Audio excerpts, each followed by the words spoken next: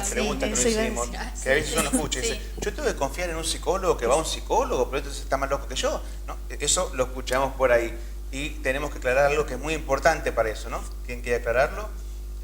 Dale, Pablo, y después le voy a preguntar desde el punto de vista ético si existen denuncias con respecto a los personajes que no se supervisan. Vamos a ver. Bueno, sí, es muy importante el análisis del profesional porque uno, como decía mi colega, es un ser humano y tiene sentimientos y les pasan cosas. Pero también quería aclarar que la transferencia uno tiene que saber separar que no es hacia uno. Que no es que el paciente viene y te dice algo y es hacia vos, sino, claro, es lo que uno representa y es donde se puede realizar la transferencia para que también se pueda dar el tratamiento. Muy bien. Éticamente existe, digamos, un lugar y también profesionalmente existe una decisión personal.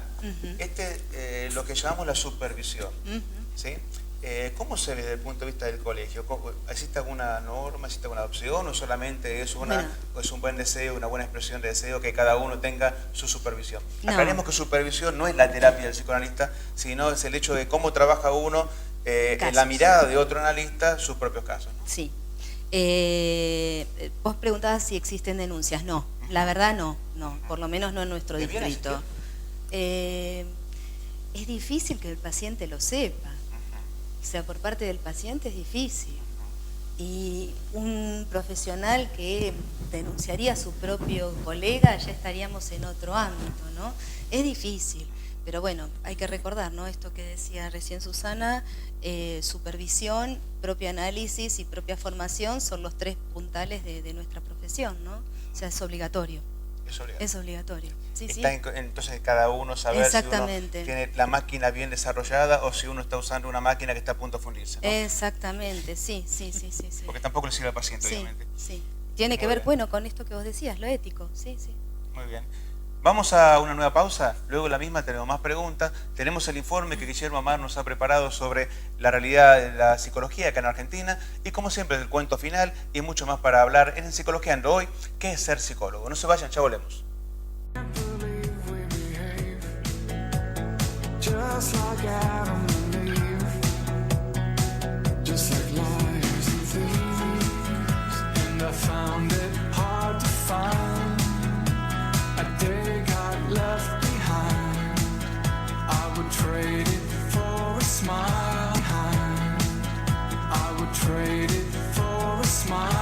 Bien, estamos de vuelta aquí en Psicologiando y estamos recibiendo preguntas tanto desde 1450-64 como también en vivo.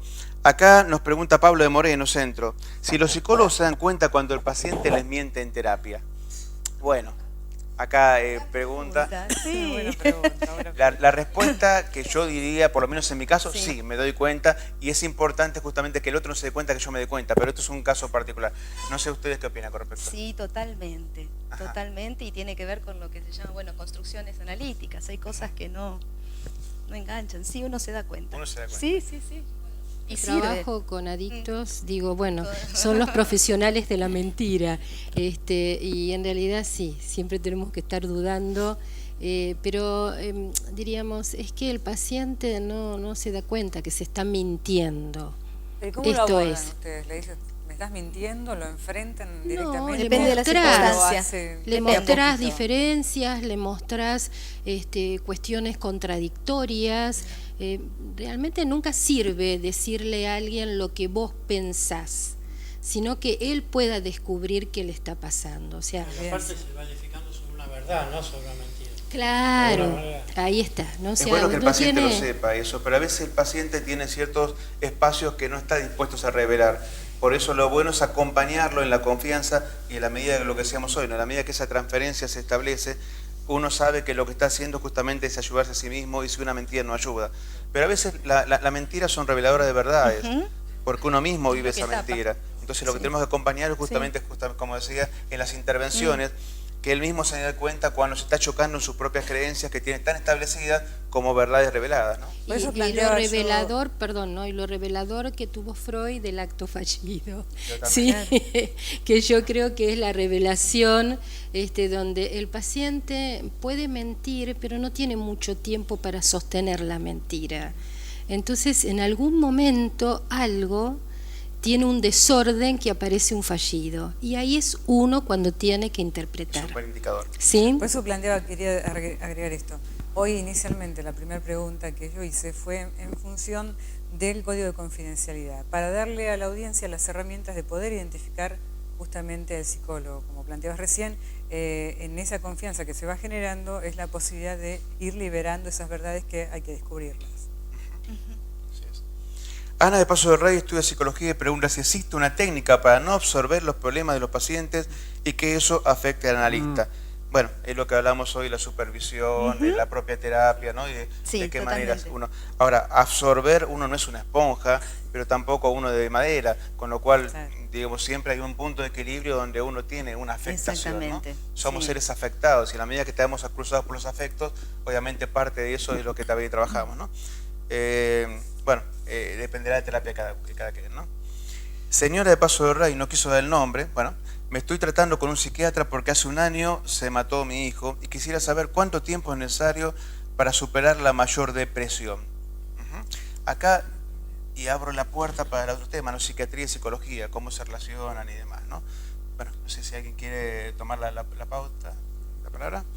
Bueno, yo por ahí lo que digo, yo trabajo bastante con psiquiatra porque, bueno, el tema de adicciones es muy complejo y tiene que ser multidisciplinario. Y a veces, bueno, los chicos no pueden tolerar abstinencia sin algún tipo de medicación, ¿no? Con respecto a la señora, digo, bueno, un duelo de la muerte de un hijo yo creo que es el dolor más tremendo que puede atravesar un humano, ¿no? Cuando un hijo muere. Claro, nuestro acompañamiento como psicólogos en los casos de que existen casos como esto, ¿no? Que se mató un hijo, es lo que decíamos antes, ¿no? Ese ponernos en el lugar del otro y saber comprenderlo, también saber acompañarlo y saber que los duelos necesitan una elaboración propia de lo que es la culpa, son los lugares olvidados, lugares perdidos, son todos acompañamientos, ¿no? Yo lo que quiero dejar claro acá es el tema de cuál es la postura de la psicología con respecto a la psiquiatría y de cuáles son los puntos de intervención.